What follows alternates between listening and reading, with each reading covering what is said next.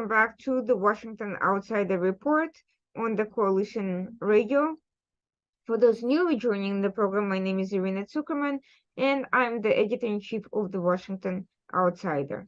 In light of the resurgence of ISIS, or Daesh, or Islamic State, depending how you look at it, you could also call it ISIL, particularly in Africa, but also increasingly in other parts of the world, in parts of the Middle East, in Afghanistan. We have a special guest today who's a specialist in that organization's information warfare efforts, Simon Cottee, who is a senior lecturer at the University of Kent and who last year authored a book called Watching Murder. And we'll discuss this topic, whether and how ISIS methods of reaching Western and other audiences have evolved over time, what makes them so effective, what should we be watching out for in our social media and other feeds and trends. Thank you so much for joining us today. Before we get into discussing the book, could you tell us a little about yourself, your field of research, and how you got into this fascinating topic? Okay, it's a pleasure to be here. So my background is actually in criminology, and so initially, I mean, my research interests were quite far from the study of terrorism, but I guess 9/11, September 11, 2001, the attacks on the World Trade Center was a kind of catalyzing moment, I guess, for me, for my interest in political violence, and so it kind of goes back to that event, really. But I've been studying Islamic State, particularly Western radicalization and jihadi networks since probably about 2013, 2014. So in some ways, I'm a relative newcomer to that, but I have had a long-standing interest in terrorism and political violence more broadly since about 2001, just as I was finishing my PhD in criminology. And then I started to do research on it and started writing about it. Your book focuses very much on the methods of outreach to Western audiences. And one of the pieces in particular that you focused on is the fascination among certain segments of Westerners with Gore and how that impacted ISIS and outreach and method of connecting and identifying people who are not necessarily Muslims or any religious fanatics. Can you tell us a little bit about this, because this has been a tangential topic in discussing the Islamic State, but not really a focus of much discussion. Yes, yeah, that's right. I mean, the focus of the book, which was published last year, last summer, the focus is really on the what I call the pornography of violence, or the spectacle of violence, and the different audiences that watch it and that are immersed in it. One of the interesting things about ISIS is that it had, so during the period when it was ascendant in 2014, 2015, producing copious amounts of propaganda and particularly atrocity footage, it had quite a sizable and vocal fan base, a non-ideological fan base on internet shock sites. And I kind of came by this accidentally, because I was trying to get hold of the videos myself and wanted to watch them and to do research on them and to write about them. And one place that I found them in abundance was on the internet shock sites. Sites like, at the time, it would have been Best Score, and prior to that, it was Live Leak. There was also a Reddit, a subreddit called Watch People Die, and that was also a good place for accessing this material. So in a practical sense, I just needed to access the material, and then I realized that there was a big kind of strange fan fandom around these hyper-violent atrocity videos, which could be seen in their entirety. Of course, the Western media, in a sense, was awash with these videos too, albeit in a heavily edited, curated way. But you'd get, yeah, there were many Gore fans who were in some ways kind of electrified by just the sheer quality and quantity of this material. And they in turn would edit it and then share it among themselves for a variety of purposes. So one of the things I do in the book is interview online Gore fans and ask them about their viewing experience of ISIS atrocity videos. Why do they watch? What do they do when they watch? What do they get from watching? It seems to be such a bizarre kind of niche thing. And so I wanted to understand it. In some ways, it seems to be perverse. Why would you want to watch an innocent person be tortured and then killed on camera? And so I tried to understand it by talking to people who watch this material.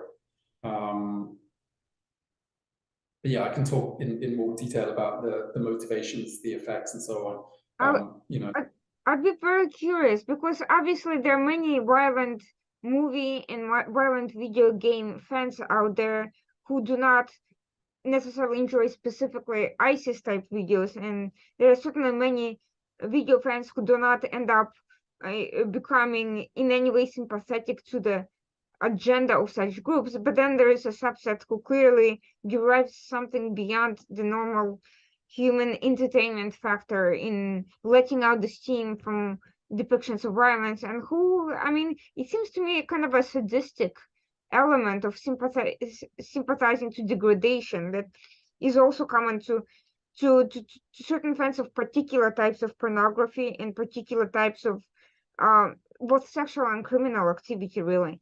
So what have you learned about their motivations, and is there this pattern that you can find in people who are who tend to be fascinated by that particular sort of thing?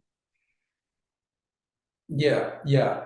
And so I would I joined Best Gore and watch people die on the forums, and then I advertised my interest in speaking to people. There were multiple motivations for watching, and what happens is if you ask people why they watch, then you just get some rationalization as to why it's right for them to watch. So people would say, well, it's in, I have a right to see what's going on in the world. I need to know what's going on. And so they use this kind of free speech argument to justify watching this gruesome material. Other people would just come out straight out and say, because I enjoy it. And so you get this kind of amoral celebration of this very dark material. I enjoy watching it. I get a thrill from it. So a lot of people would, I mean, there's obviously something transgressive about watching this material in a way. You're watching somebody get tortured and killed on camera. They obviously didn't consent to that. They're shown at their most vulnerable, without any kind of dignity. They're brutalized, degraded. Clearly watching this has, it is morally questionable in lots of ways. So it's transgressive. Some people said that they got excitement from watching it. Other people had a morbid curiosity about seeing something very grim and ghastly, and so they would watch to get some kind of insight in what it's like to die and to suffer. Other people I spoke to watched because they had certain fears that they wanted to overcome. So they wanted to kind of battle harden the self in some ways and try and inure themselves against this kind of thing. So they wanted to confront the fear.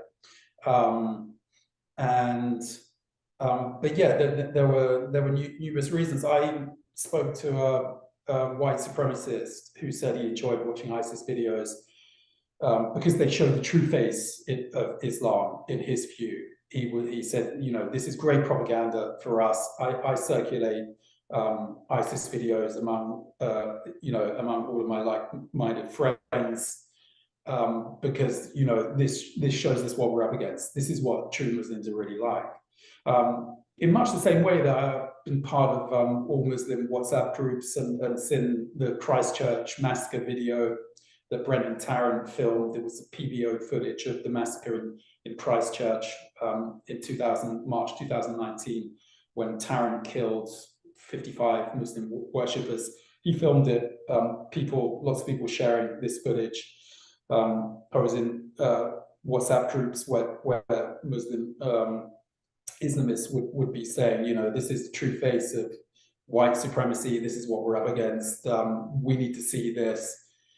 And so there are always these kind of rationalizations for sharing and watching this kind of material, but there are a range of different motivations. One thing I wanted to do was to question the idea that there's something pathological or weird or abnormal about watching this kind of material, because although it seems on the face of it quite deviant, there are our culture, our mainstream culture is saturated in images of atrocity and violence, often of a fictional nature, of course, in Hollywood films, TV drama series, completely awash in images of violence and torture and so on. So there is an interest in this kind of thing.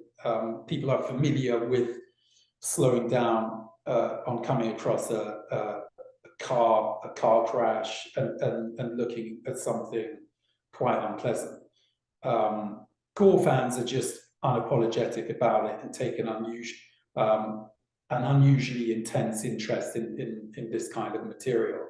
I've come across the testimony of trainee doctors who wanted to see something very gruesome as a way of preparing themselves for their training, for surgery. If they weren't able to see a beheading or something gruesome online, then how would they fare in real life when they had to see it up close?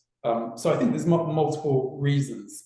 But for a hardcore of fans, they would spend, for certain periods, they would spend just a lot of time, would be visiting the best Gore, Watch People Die every day, and would be commenting on the videos. And so a big part of it is to also connect with other people on the site. So there would be a kind of sense of community on these forums where, say, ISIS videos would be shared and then they would be commented on. And often there would be a lot of dark humor around this, as well as other kinds of comments. But it is, there is, I think there is a sense in all of us, a sense of kind of morbid curiosity about these kind of images and kind of ambiguity in wanting to see and not wanting to see, wanting to look but not wanting to look. The philosopher Julia Kristeva talks about what she calls the vortex of repulsions and attractions. So somehow we are drawn to this material. We're also at the same time repulsed by it. And I think at some level, part of the success of ISIS in terms of capturing media attention in 2015, 2016, owed to a significant degree to the kind of atrocity material that it was releasing. Tinez estimates that ISIS killed approximately 2,500 people in filmed executions between 2013 and 2015. So that's about 2,500 people. I think the exact figure is slightly lower. But that ISIS was doing something innovative in doing that, however perverse sounding it says to say that ISIS was doing something innovative.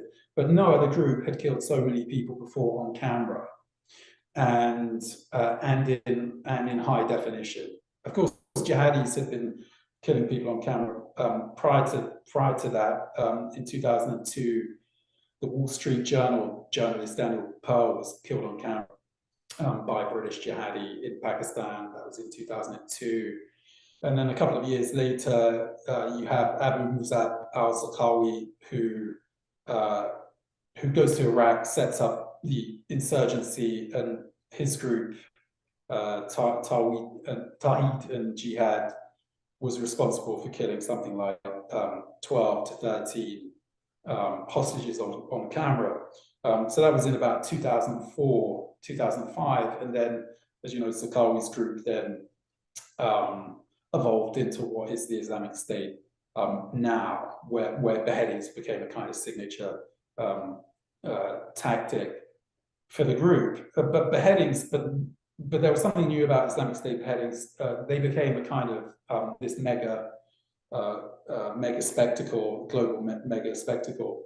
And so hundreds of thousands, if not millions of people have been exposed to this material in some way or another, either by looking at screenshots of it in national newspapers or by actually looking at this material in its entirety online. It was possible in 2015, 2016 on the open web to get hold of this material. Some of this material is still available on the web today in edited form on these internet shop sites.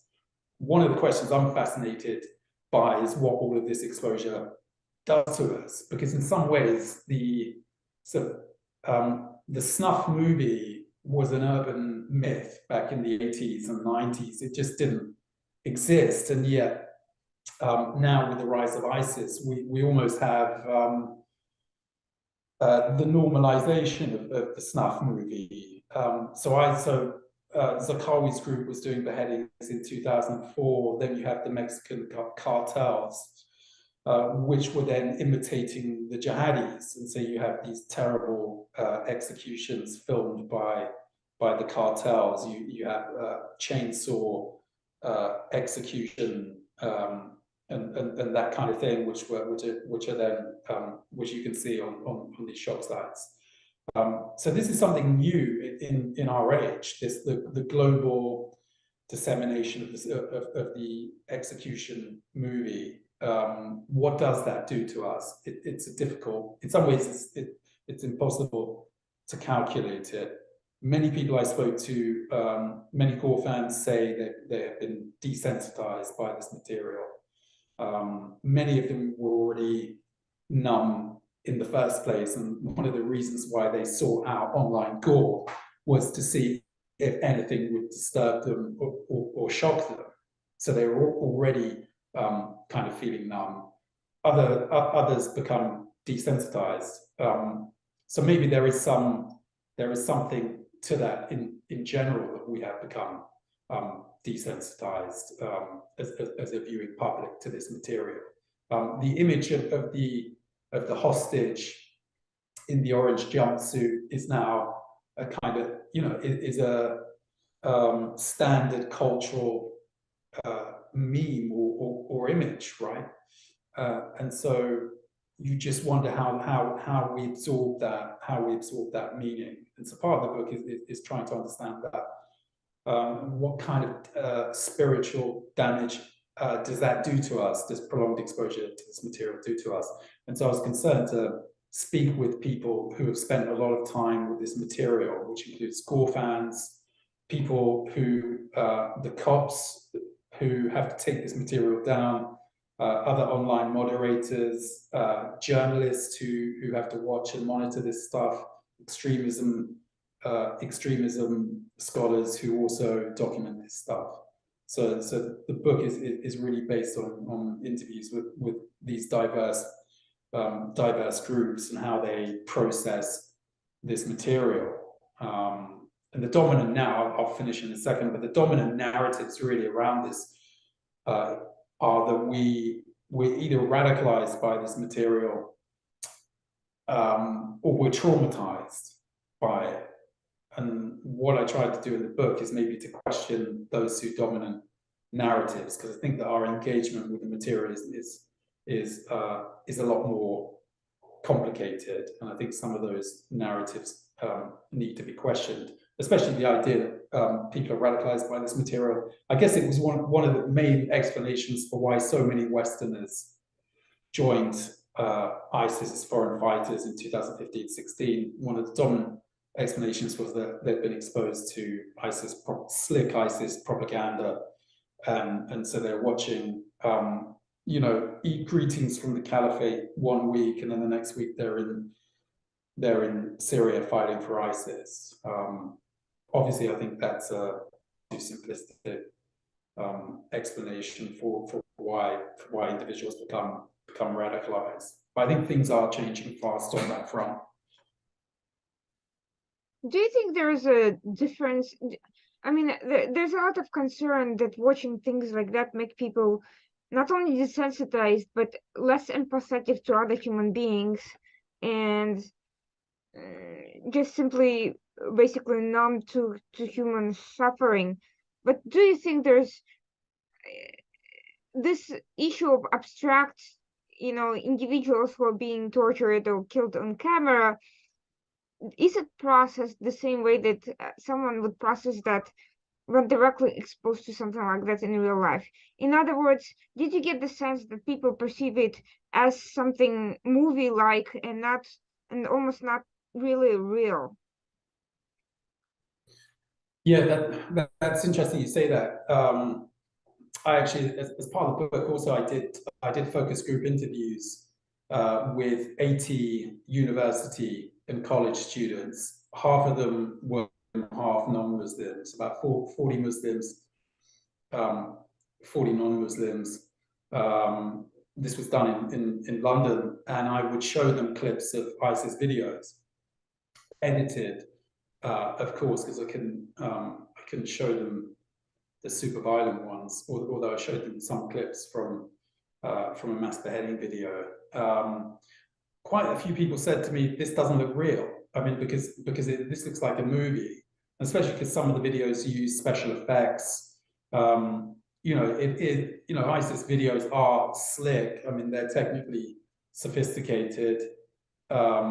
So there is a movie-like feel to it. So it doesn't quite feel real. And of course, it is staged. Even the beheading video, one of the beheading videos that I showed was called, although the disbelievers dislike it, was the beheading of 22 Syrian pilot captives by a team of global ISIS jihadis. Now in the video, so it's this mass beheading that takes place simultaneously, all at the same time. I couldn't show that, but I showed the beginning of it. There's a quite a rousing nasheed, and visually it's quite a compelling spectacle. But there are multiple different camera angles, slow motion, sound effects, and in some ways so quite a few people said to me that this made them feel kind of inured to what was really going on. So it created this layer of distance for them, because they couldn't quite understand that these 22 individual victims, these 22 people about to be killed, are real people. They're not actors. This is happening. This is really happening. And strangely, many of those victims who are about to be killed looked incredibly relaxed and calm, and that was obviously because ISIS had actually filmed the beheading many times in preparing it, and so the captives didn't know when they were actually going to be killed. There are also reports that they'd been drugged. But many people said it didn't seem real. So, yeah, I think that's an interesting point. Yeah. I wondered to what extent were these sorts of people, I don't mean the researchers and the doctors and the professionals who are with a professional interest in this, or some sort of a desensitization goal, but I mean the core hardcore enjoyment specialists.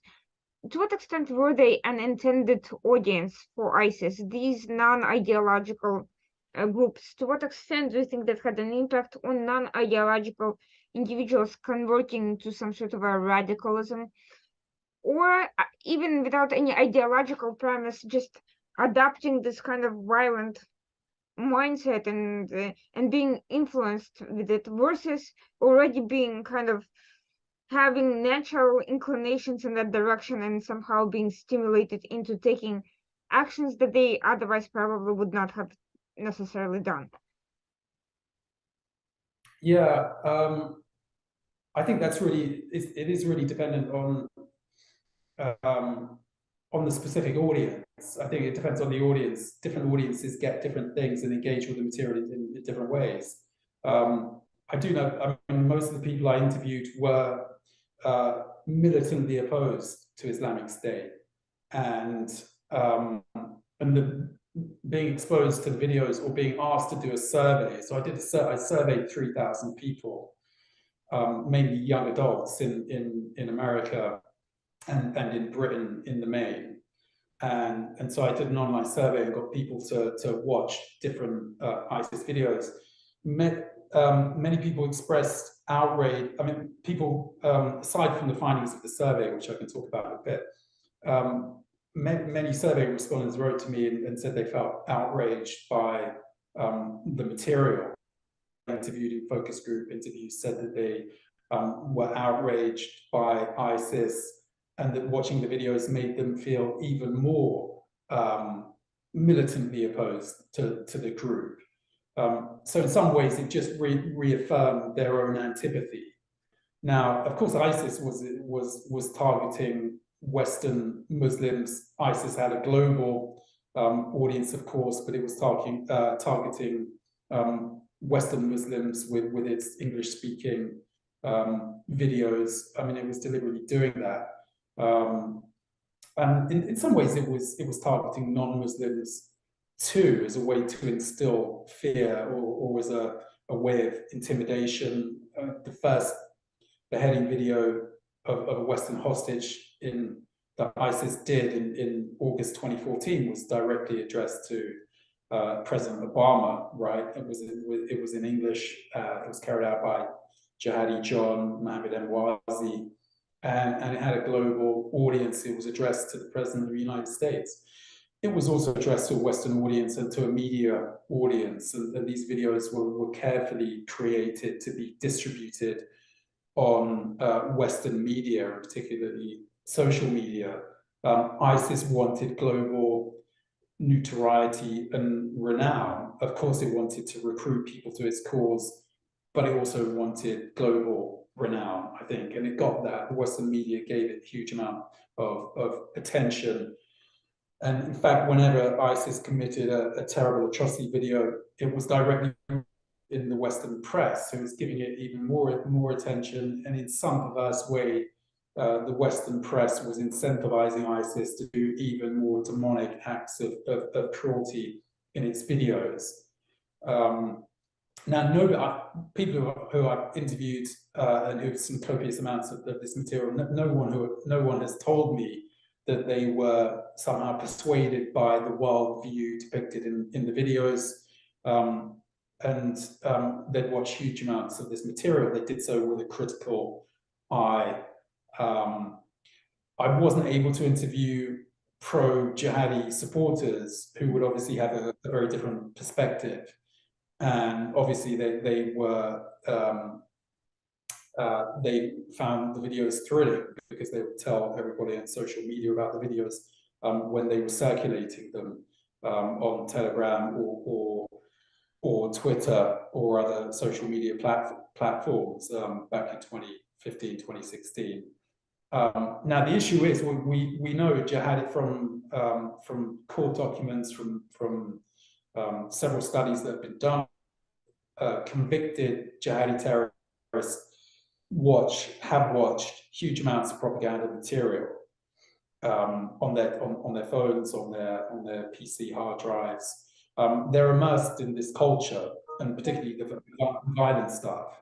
Now the question is, what do we make of that? Now, one possible interpretation is that this material radicalized them, but another interpretation is that they were already radicalized, and that's why they watch this material, because it basically reinforces their already extreme prejudices and belief system. And it does seem to be the case from what we know. From what we know of Islamic State and other terrorist groups who use propaganda, is that people, sympathizers, go searching for this material, and when they come across it, it helps articulate and channel and reinforce their already extreme belief systems. So although social media was kind of awash in this material, in jihadi material in 2015, you still had to know who to follow on Twitter to find it. You still had to know where to go. So there would have had to have been some kind of interest, and perhaps for people who went on to join the group, there would have already been a pre-existing sympathy that was channeled and articulated by the propaganda. But I don't think no one really believes, I think, no serious person believes that, exposure to this material alone can serve to radicalize anyone. And if you look at the mobilization of Westerners to ISIS in 2014, 2015, virtually all of them knew somebody in real life who had gone to Islamic State. That was the decisive element in their journey towards Islamic State. They knew someone, or they were related to someone. If it was all about social media and the internet, then the supporters who joined would be much more dispersed geographically. But what we know is that it's a networked, highly networked phenomenon where you have geographic clusters of people who would go or together, or who knew people who had gone. The interesting thing is how these two things intersect, how actual networks use propaganda to mobilize. But I think that, if we're thinking about radicalization, it seems unlikely. I don't know of any cases of anybody who was radicalized solely online to do an Islamic State attack in the West, or to travel to Syria. There have been there's been a couple of cases not related to ISIS that would suggest a kind of solitary radicalization online. One of them is a British woman called Roshanara Chowdhury, a 20-year-old who tried to kill the British MP Stephen Timms in 2010. Chowdhury wasn't this woman, 20-year-old university student, she wasn't part of any Islamist network. She wasn't part of any kind of radical network in real life. And she seems to be entirely radicalized online by her exposure to the videos of Anwar al-Awlaki, the American Yemeni cleric. And she even says in an interview that she was radicalized by this material. So it seems like a network wasn't salient in the case of her radicalization. She was sentenced to a life sentence in prison for that attempted murder. But again, we just don't know really enough about her life story and her radicalization. Were there other individuals in the offline, in the real world, that may have helped her to better understand al-Awlaki's material? Were there other events in her life that maybe crystallized her radical beliefs? We still don't really know. The other case that comes to mind is Peyton Gendron, the white supremacist who killed 10 people in Buffalo last year in May. Now, it doesn't seem to be the case that he was part of an actual physical network. He seems to have been radicalized on 4chan. He says that he was radicalized by the Brenton Tarrant POV massacre video, with Tarrant that was on the internet in March 2019. He says he was radicalized by that and by material he'd seen on 4chan. Again, how much credence do you attach to that particular testimony? It's not clear, again, because we just don't know enough about Gendron's life to know how he was radicalized and how the internet featured in that. But it does seem to be that he was a very solitary individual who was immersed in this online world, and that his radical beliefs, extremist beliefs, were crystallized online. But again, I mean, yeah, there's the whole offline self of Gendron himself and his experiences outside of the online world, and we just don't know enough about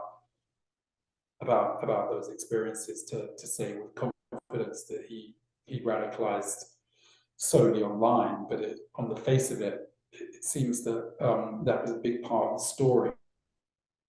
This is a very important point because, first of all, Western, and not just Western, but international community has put in a lot of resources into first combating so-called online radicalization, or at least proliferation of this sort of material, claiming that it helps radicalize people. And second, there is the lone wolf self-radicalized phenomena that's become a trope for any terrorist attack and almost an excuse to not investigate real life situations out of whether it is concerns, limitations in resources, political correctness, just insufficient information, or whatever else, whatever motives. It has sort of become a cover story for anything where only one person is involved in the actual terrorist action, and where it's unclear what sort of resources and support that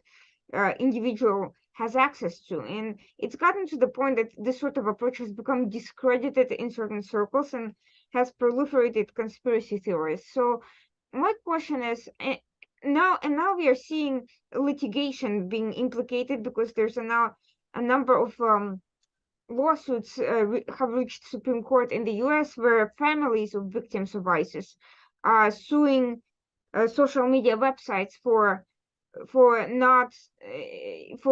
not eliminating this ISIS dialectic early on, and claiming that they had a role to play in the fates of the people who were murdered by ISIS. I don't know to what extent that is true, especially given what you're saying. If all these factors were merely contributing factors and not necessarily the primary reason or primary way of either planning operations or just radicalizing in general, then the question is, are we misallocating resources too much to things that are entirely out of control and not focusing enough on controllable factors such as these physical networks and sources and tracing sources of funding and exchange of materials? Yeah, I think that's a great question, and you raised some really important points there. In some ways, you could say the focus on online radicalization does kind of distract us to other more important and salient considerations. I think at some level the media, so it's a big media narrative, I think, and I think it reflects some of the narcissism of the mass media. The media professionals, journalists clearly want to think that that what they're doing is super important and super influential. The media has this outsized influence on people and what they do. Well, maybe it doesn't. Maybe the story is a bit more complex. Maybe the media is not as impactful as we think. Hearing you talk just reminded me of Shamima Begum's story. So currently, there's a BBC podcast running right now, which is called "I'm Not a Monster," which focuses this 10-part podcast story series that focuses on Shamima Begum. Shamima Begum was one of the 3 East London schoolgirls, Amira Bays and Khadija Sultana, who went to Syria ages 15 and 16 back in February 2015. So these three young schoolgirls went to Syria. There was a huge, at the time, it was a big global news story. Two of those girls were killed in airstrikes in Syria. Begum survived, and she survived the Battle of Baghuz. She then turned up in a camp, in the Al-Hol camp in Syria in 2019, and a British journalist called Anthony Lloyd interviewed her, and then it became a massive story again, and continues to be so. Now, Begum's story, how does Begum herself understand her radicalization? She says that she was manipulated and brainwashed by Islamic State propaganda. And she, in fact, cites a couple of videos. She says that she didn't know that ISIS really was doing any beheadings or doing a genocide. This was in February 2015. Obviously, ISIS had been doing mass beheadings on camera 6 months prior to that. They'd done a genocide against the Yazidis. It was that was all over the internet and all over global TV news. She must have known inside to some degree that was going on. She says that she didn't know that. She wasn't watching ISIS atrocity videos. She didn't see a beheading video until she arrived in Syria. She does say that she was radicalized by a non-violent Islamic State video called Eat Greetings from the Caliphate, which showed the utopia of the Islamic State. It focused on testimony from Western foreign fighters. It showed scenes of children playing in Raqqa, people praying, and so it's depicting the caliphate as a secure, authentically Islamic utopia, basically. She says that she was radicalized by that.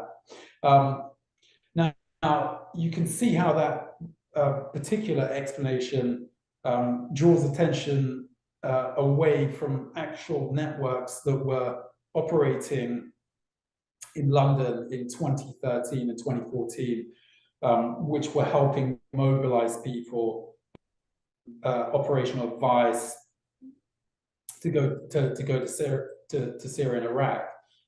We know that our Muhajirun and Ajam Chowdhury's network was doing some agitation at that period for Islamic State. Ajam Chowdhury had invited support for Islamic State on social media, not on social media, in a Skype call.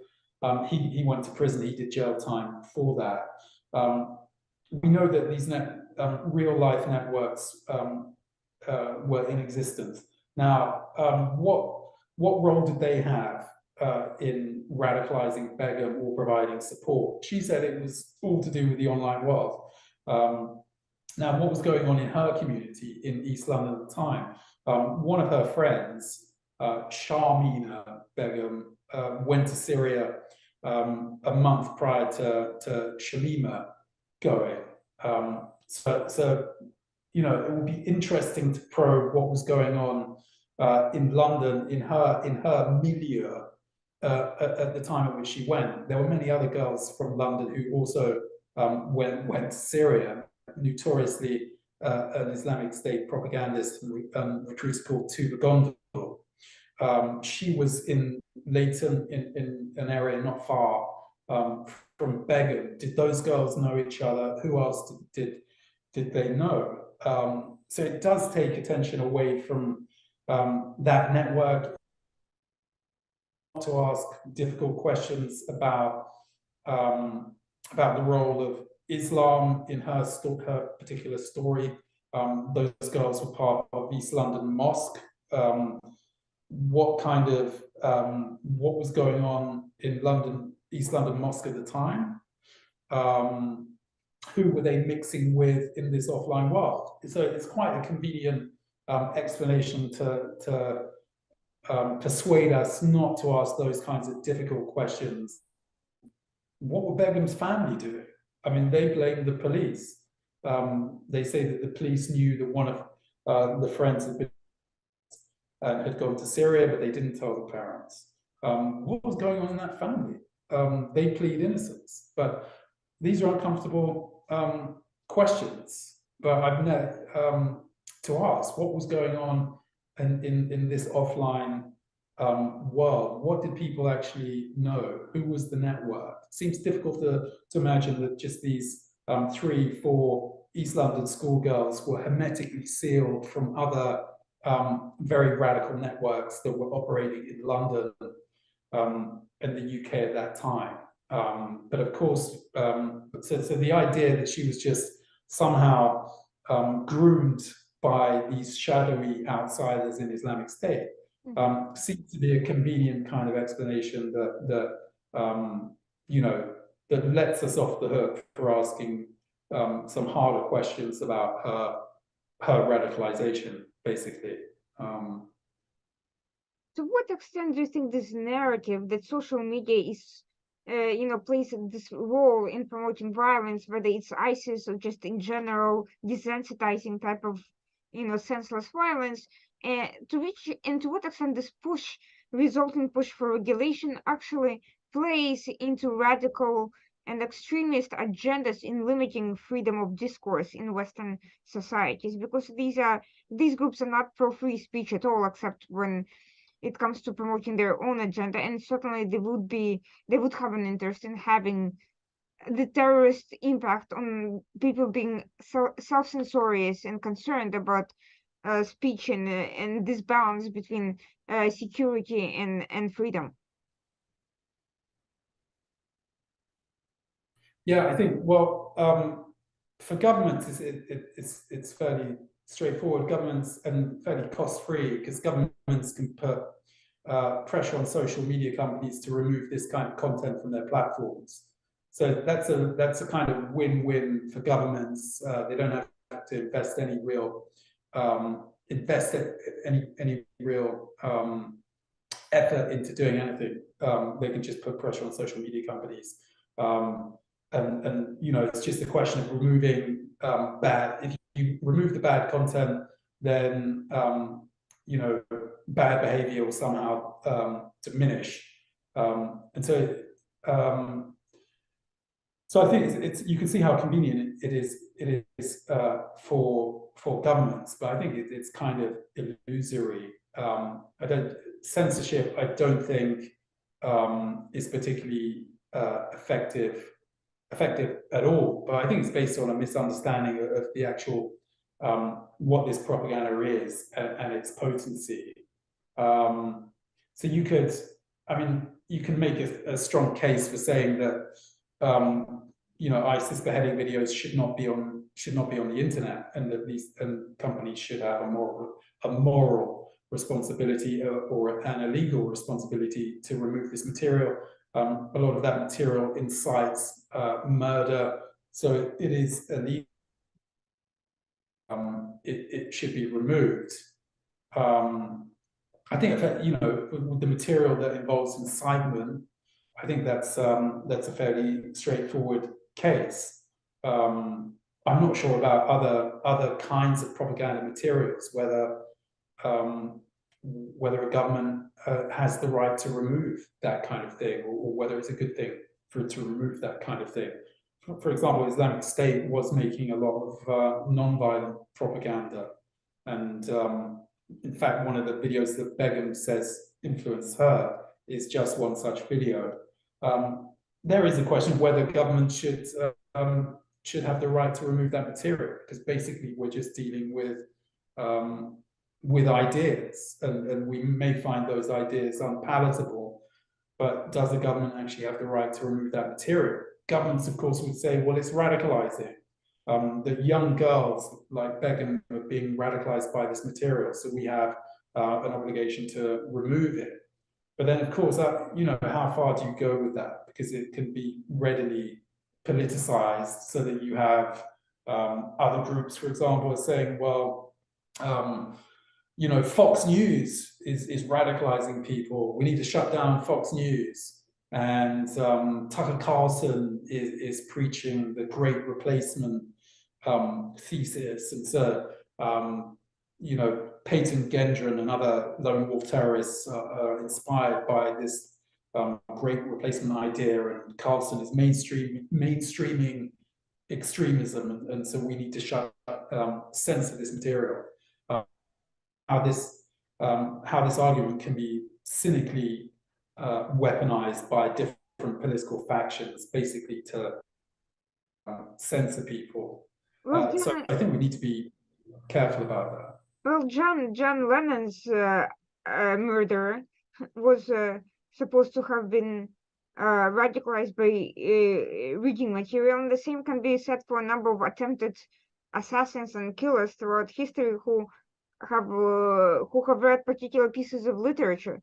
Should that literature have been banned, although it admittedly didn't have a particularly radical extremist content, but nevertheless it certainly inspired people and their warped minds in a particular direction. So sometimes drawing these lines can be very difficult. But I know that you have to go somewhere to ask your final question, which is, for a while, ISIS appears to have been diminished in its capacity and appeal, primarily by the destruction of its territorial hold in Syria and Iraq. Now it is resurging in Africa, but it seems to be drawing its resources from local-based networks, not so much appealing quite so not quite so geared towards Westerners anymore. Have you seen anything to suggest a resurgence in this type of activity? Has the interest in this sort of material been killed off? Do you think this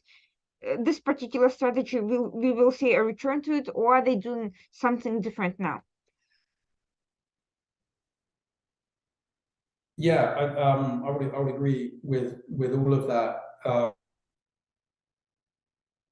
Degraded and depleted in Syria and Iraq, although it seems to be still able to conduct some insurgent attacks, but when you compare it to how it was in 2014, 2015, when it was an emergent state, with a significant size of territory, it's a completely different story. I think the defeat at Baghuz in March 2019 was really definitive, and I think really hurt the organization. The destruction of the physical caliphate, I think, spelled the end for ISIS. And although you had some terrorism ISIS experts saying that ISIS will live on as the virtual caliphate, I don't think that hasn't proved to be the case. The virtual caliphate, maybe channels, basically the mute button has been put on the Islamic State. Social media companies, at least from 2016, 2017 onwards, got a lot more proficient in removing this material and a lot more intolerant of ISIS material. It just became much harder for the group to disseminate its propaganda. It also became very difficult for it to make propaganda because the group physically was under huge assault and was degraded. Most of its media operatives have been killed. So it's really, in some ways, over for the Islamic State as we have known it as this powerful group with physical territory. Now that, of course, may change. It doesn't look like it's going to change anytime soon. But the idea of ISIS, this phenomenon, has gone, and a big part of that, I think, was the way it was. I mean, ISIS, of course, created its own distinctive brand, but the Western media heavily colluded in that and helped kind of burnish ISIS's global renown and reputation. And without Western media, you wouldn't really have ISIS as we know it. The kind of exposure that it was getting was really phenomenal. And I think it was in part because of this, because of the atrocities it was committing on camera. We really hadn't seen anything like this before, and because of its huge military successes and territory. But it no longer exists, and in the same way. And then, of course, what happened in March 2019, ISIS loses its last sliver of territory, the caliphate's over, and then somebody called Brenton Tarrant does the New Zealand massacre, killing 55 Muslims. And this becomes a global news story. And then the media focus completely switches to the far right. For a long time, it was obsessed with Islamic State. And then when the Islamic State was under attack, you almost sensed in the media a kind of disappointment that the caliphate is gone. We can't keep writing stories about ISIS. So then you had a period of 6 months where the press was just saying ISIS is going to come back. It's going to come back stronger. It's going to regroup. It got completely pummeled in Baghuz. Those stories stopped coming, and so, but there was still this huge appetite for extremism-related hysteria, and so it just transferred to the far right, and now you have this huge amount of hysteria and obsession with the far right that bleeds into everything, basically everything that isn't part of the liberal regime consensus becomes far right. Any kind of material, right-wing material becomes, can be singled out for inciting violent far-right attacks. Tucker Carlson becomes a stochastic terrorist, and so on. So you have this, so the interest in extremism-related stories really had transmogrifies really interest into the far right, and so we still get our daily dose of extremism-related content, but this time it's related to the far right. I think ISIS media will probably be pissed off about that. No one's talking. Everybody's talking about the far right. In some ways, at one point, the far right was envious of the jihadis because courage to kill themselves in martyrdom operations. That's now switched. Now I think the jihadis are kind of envious of all the media attention the far right is getting. They'll need to do something pretty spectacular to recapture that kind of attention. So do you think, just to follow up very quickly, this sort of hysteria in general, this sort of obsessive focus on extremism as opposed to building up vibrant and, tolerant and resilient societies helps extremist various groups, first by encouraging recruitment, and second by allowing them to plan comebacks when the focus switches on their ideological rivals or other types of other types of fanatics.